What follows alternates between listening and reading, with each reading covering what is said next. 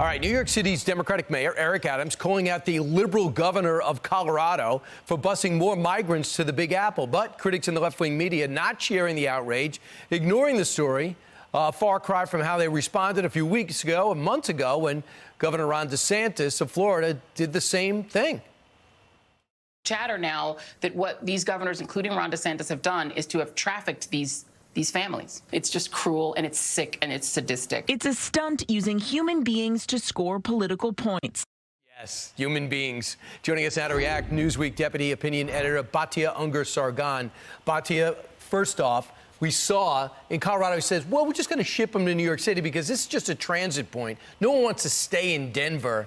Why is there a double standard here? Well, first of all, when Governor DeSantis shipped migrants north, he shipped them to Martha's Vineyard, right? He exposed the hypocrisy of the leftist elites who claim to be sanctuary cities, who claim to welcome the immigrants, right? And then the second they got there, they called the National Guard to ship them out, right? Whereas when they come to New York City, they're competing with low-wage, low-income Americans for limited resources, right? You can understand the outrage. Here's the thing, though. The Democrats like to talk about immigration in moral terms, as though this is somehow compassionate to have an open border. Nothing could be further from the truth. It is unbelievable cruelty to the migrants themselves who become slaves to the cartels, to low-wage and to working-class Americans whose wages are undercut by this influx of low-wage labor.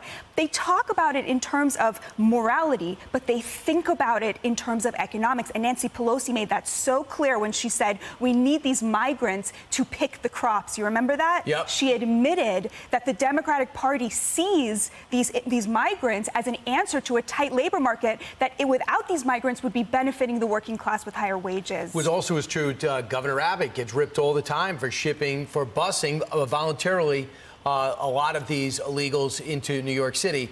Now, the mayor of New York City says it is going to break us. It is going to bankrupt the city.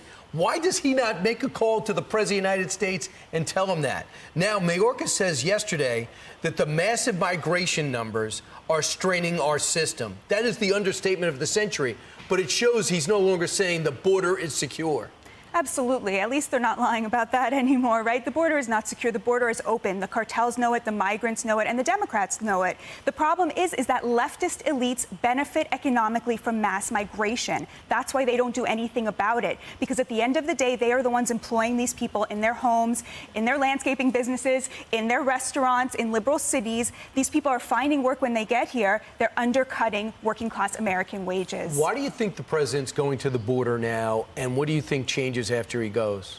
You know, I hope he's going now because he feels that he has the political capital on his own side to do something about this. That's what my real hope is that he's had a bunch of wins. The midterms turned out better for the Democrats than anyone expected. And so he's going to use that capital to address this problem.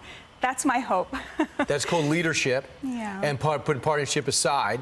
But if he goes to a docile area that's just been cleaned up, that's antiseptic, and he's there for a couple of hours, it'll make things worse. Because he'll say, I've been to the border, not that bad. And this is where Fox News comes in, because you guys show the truth and you show what's happening there. And Bill Malugin leads the charge, along with Griff Jenkins.